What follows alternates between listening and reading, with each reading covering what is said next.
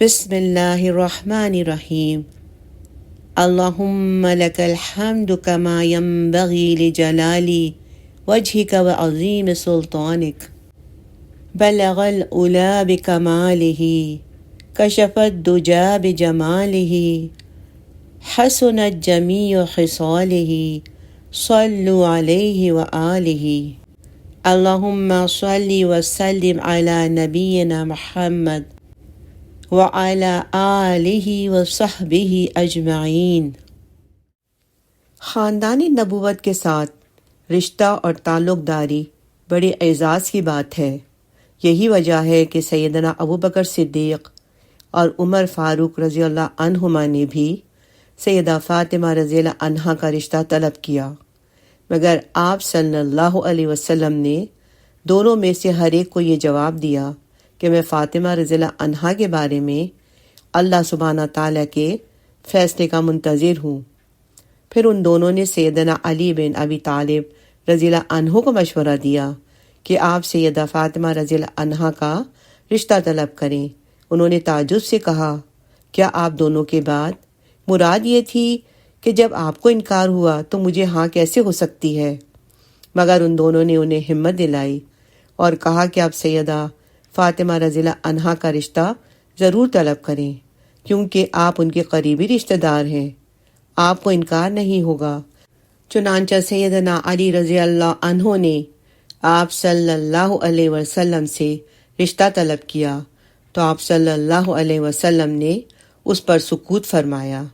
ایک دوسری روایت میں ہے کہ بعض انصار نے سیدنا علی رضی اللہ عنہ کو سیدہ فاطمہ رضی اللہ عنہا سے شادی کی ترغیب دی اور انہیں اصرار کے ساتھ آپ صلی اللہ علیہ وسلم کی خدمت میں بھیجا۔ سیدنا علی رضی اللہ عنہ آپ صلی اللہ علیہ وسلم کی خدمت میں حاضر ہوئے اور نہایت ادب اور احترام سے اپنا مدعا پیش کیا۔ آپ صلی اللہ علیہ وسلم نے فرمایا کہ اہلاً و سہلاً، مرحبا، پھر خاموش ہو گئے۔ ادھر انصاری رضی اللہ عنہم باہر کھڑے انتظار کر رہے تھے کہ کیا جواب ملتا ہے۔ ان کی نیک خواہشات اور دعائیں سیدنا علی رضی اللہ عنہ کے ساتھ تھیں۔ تھوڑی دیر کے بعد جب سیدنا علی رضی اللہ عنہ باہر آئے تو انصار نے ان سے پوچھا کہ تفصیل سے بتائیں کیا جواب ملا۔ جب انہوں نے آپ صلی اللہ علیہ وسلم کا جواب سنایا تو انصار نے سیدنا علی رضی اللہ عنہ کو مبارکباد دی کہ آپ صلی اللہ علیہ وسلم نے آپ کو اپنی فرزندی میں قبول کر لیا ہے۔ سیدنا علی رضی اللہ عنہ کے پیغام اور خواہش کے بارے میں سیدہ فاطمہ رضی اللہ عنہا سے بھی مشورہ ہوا اور انہوں نے بھی رضامندی کا اظہار کیا۔ ادھر زمین پر یہ فیصلہ ہو رہا تھا، ادھر آسمانوں پر بھی اللہ رب العزت نے اس فیصلے کی توثیق فرما دی۔ آپ صلی اللہ علیہ وسلم نے سیدنا انس رضی اللہ عنہ کو حکم دیا، جاؤ ابو بکر صدیق، عمر فاروق، عبد الرحمن بن عوف اور دیگر صحابہ کرام رضی اللہ عنہم کو بلا کے لاؤ۔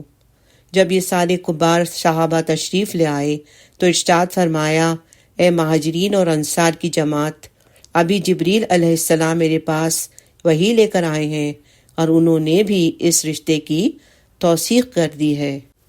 حافظ ابن حجر فرماتے ہیں کہ جب سیدنا علی رضی اللہ عنہ رسول صلی اللہ علیہ وسلم کے پاس سیدہ فاطمہ رضی اللہ عنہا سے نکاح کا پیغام لائے تو آپ صلی اللہ علیہ وسلم نے پوچھا، تمہارے پاس مہر دینے کے لیے کیا ہے؟ عرض کی، میرے پاس تو کچھ بھی نہیں ہے۔ ارشاد فرمایا، تمہاری حتمیہ نامی وہ ذرہ کہاں ہے جو میں نے تمہیں دی تھی؟ عرض کیا، وہ میرے پاس موجود ہے۔ ارشاد فرمایا، وہ مہر میں فاطمہ کو دے دو۔ ذرہ کی بازار میں قیمت 400 درہم تھی اور بعض روایات کے مطابق 480 درہم لگی۔ سیدہ فاطمہ رضی اللہ عنہا کا مہر یہی تھا۔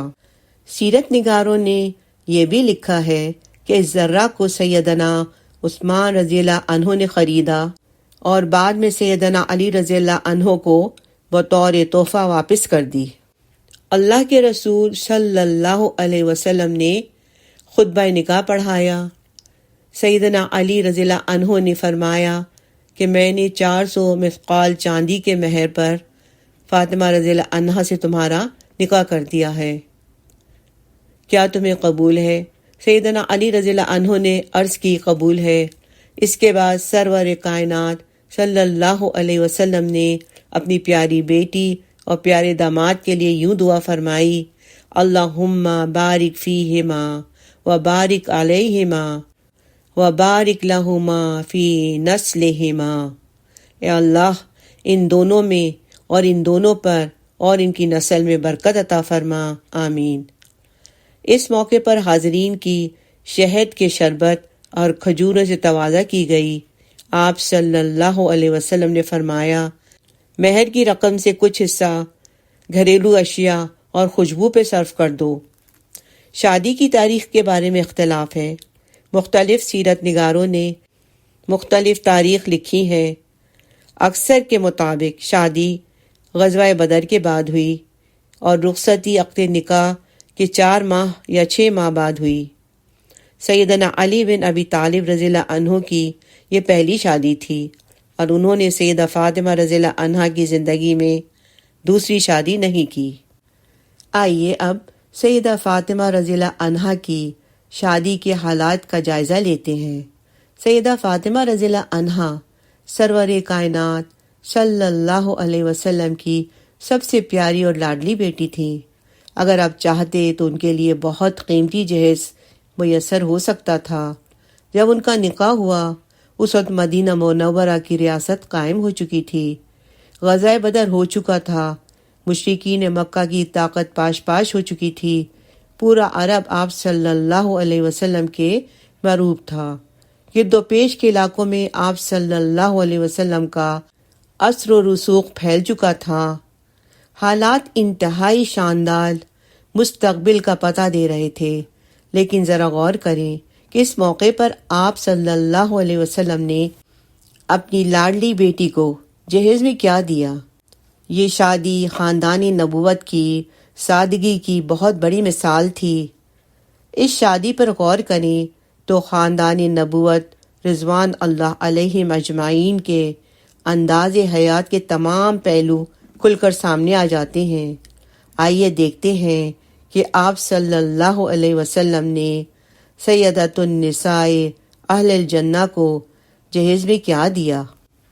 سیدہ فاطمہ رضی اللہ عنہا کو جو جہیز دیا گیا وہ نہایت سادہ اور مختصر تھا۔ ہر چند کے اس وقت بدر کی غنیمت کا مال بھی آ چکا تھا، پہلے والی تنگی کا دور نہ تھا۔ اگر آپ صلی اللہ علیہ وسلم اشارہ کرتے تو آپ کے جانثار سیدہ فاطمہ رضی اللہ عنہا کے جہیز کے لیے سامان کا ڈھیر لگا دیتے، لیکن اس گھرانے میں سادگی تھی، شرافت تھی، تواضع تھی اور غریبوں کے ساتھ ہمدردی تھی۔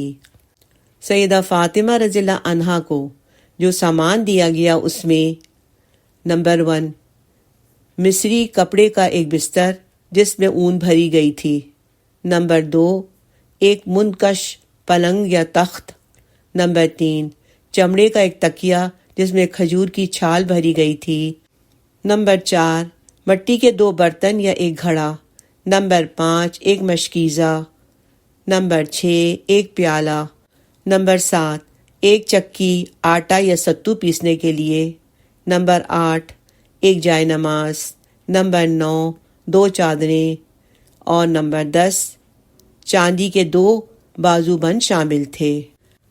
امام طبرانی نے سیدہ اسماء بنت عمیس رضی اللہ عنہا کی روایت بیان کی ہے۔ وہ کہتی ہیں جب سیدہ فاطمہ رضی اللہ عنہا کو تیار کر کے سیدنا علی رضی اللہ عنہا کے پاس بھیجنے کا موقع تھا تو ہمیں گھر میں ایک چٹائی، ایک تکیہ جس میں کھجور کی چھال بھری ہوئی تھی اور ایک جگ نما برتن کے سوا کچھ نہ ملا۔ جب وہ شوہر کے گھر پہنچ گئیں تو رسول اللہ صلی اللہ علیہ وسلم نے اپنی لخت جگر کی طرف پیغام ارسال کیا کہ بیٹی اپنی نئی زندگی شروع کرنے سے پہلے میرا انتظار کرنا۔ جب آپ صلی اللہ علیہ وسلم سیدہ فاطمہ رضی اللہ عنہا کی رہائش گاہ پر پہنچے تو پوچھا، کیا میرا بھائی علی گھر میں موجود ہے؟ ام ایمن رضی اللہ عنہا جو اسامہ بن زید کی والدہ تھیں، ایک صالح اور سمجھدار خاتون بھی تھیں، انہوں نے پوچھ لیا، اللہ کے رسول، سیدنا علی رضی اللہ عنہ بیک وقت آپ کے بھائی اور داماد کیسے ہو سکتے ہیں؟ نبی کریم صلی اللہ علیہ وسلم نے چونکہ مواخات مدینہ کے موقع پر اپنی مواخات سیدنا علی رضی اللہ عنہ سے قائم کی تھی، اسی تناظر میں فرمایا، ایمن کبھی ایسا بھی ہو جاتا ہے۔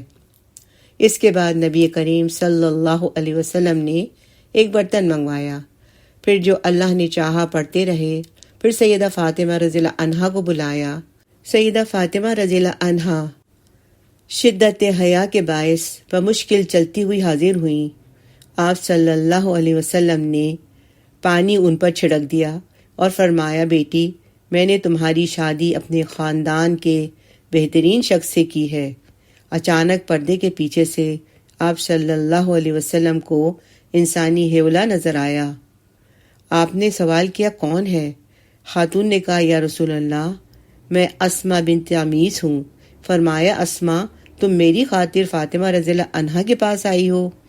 عرض کی، یا رسول اللہ، کوئی لڑکی جب دلہن بن کر آتی ہے تو اقارب میں سے ایک خاتون کا اس کے پاس ہونا بہت اچھا رہتا ہے، وہ اس کی ضروریات پوری کر دیتی ہے۔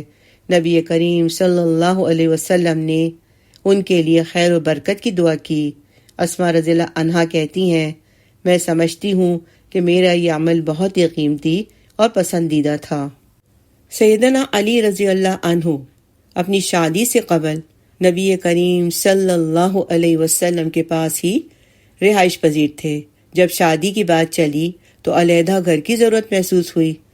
جو گھر ملا وہ آپ صلی اللہ علیہ وسلم کے گھر سے قدرے دور تھا۔ آپ صلی اللہ علیہ وسلم کی اور سیدہ فاطمہ رضی اللہ عنہا کی بھی خواہش تھی کہ گھر قریب ہوتا کہ آنے جانے میں آسانی رہے۔ حارثہ بن نعمان رضی اللہ عنہ انصاری صحابی تھے۔ ان کے پاس مدینہ طیبہ میں کئی ایک گھر تھے، جن میں سے چند مسجد نبی کے قریب بھی تھے۔ سیدنا حارثہ رضی اللہ عنہ کو آپ صلی اللہ علیہ وسلم کی خواہش کا علم ہو گیا، اور پھر محبت اسی کو کہتے ہیں کہ وہ اللہ کے رسول صلی اللہ علیہ وسلم کی خدمت میں حاضر ہوئے اور عرض کیا، یا رسول اللہ، یہ میرے مکانات ہیں جو بنو نجار کے گھروں میں سے آپ کے گھر کے قریب ترین واقع ہیں۔ حقیقت تو یہ ہے میں اور میرا تمام مال اللہ اور اس کے رسول کے لیے ہے۔ یا رسول اللہ، اللہ کی قسم، آپ میری جو جائیداد قبول فرمائیں گے وہ مجھے اپنے پاس موجود اموال سے زیادہ محبوب ہوگی۔ رسول اللہ صلی اللہ علیہ وسلم نے فرمایا، حارثہ، تم نے سچ کہا، اللہ تمہیں برکت عطا فرمائے، آمین۔ اس طرح سیدہ فاطمہ رضی اللہ عنہا کا گھر آپ صلی اللہ علیہ وسلم کے گھر کے قریب تر ہو گیا۔ سیدنا علی رضی اللہ عنہ سیدہ فاطمہ رضی اللہ عنہا کی بہت زیادہ عزت اور احترام کرتے تھے۔ بلا شبہ وہ آپ صلی اللہ علیہ وسلم کی لاڈلی اور پیاری بیٹی تھیں، خاتون جنت تھیں۔ ادھر اللہ کے رسول صلی اللہ علیہ وسلم بھی سیدہ فاطمہ رضی اللہ عنہا کی تربیت کرتے اور ان سے فرماتے کہ اپنے شوہر کی ہر طرح اطاعت اور فرما برداری کریں۔ کبھی کبھار گھر میں کوئی بات ہو ہی جاتی ہے، مگر دیکھنے کی بات یہ ہے کہ اگر اس گھر میں کبھی کوئی مسئلہ پیدا ہوا تو اس کا حل کس خوبصورتی سے تلاش کیا گیا۔ ہوا یوں کہ ایک مرتبہ سیدنا علی رضی اللہ عنہ کی سیدہ فاطمہ رضی اللہ عنہا سے کوئی بات ہو گئی اور وہ مسجد نبوی کے صحن میں آ کر لیٹ گئے۔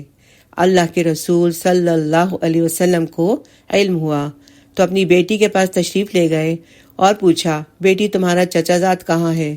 انہوں نے عرض کی، وہ مسجد میں لیٹے ہوئے ہیں۔ اللہ کے رسول صلی اللہ علیہ وسلم کا رخ مسجد نبوی کی طرف تھا۔ دیکھا کہ سیدنا علی رضی اللہ عنہ زمین پہ لیٹے ہوئے ہیں، چادر اتر جانے کی وجہ سے ان کی پشت پر مٹی لگی ہوئی ہے۔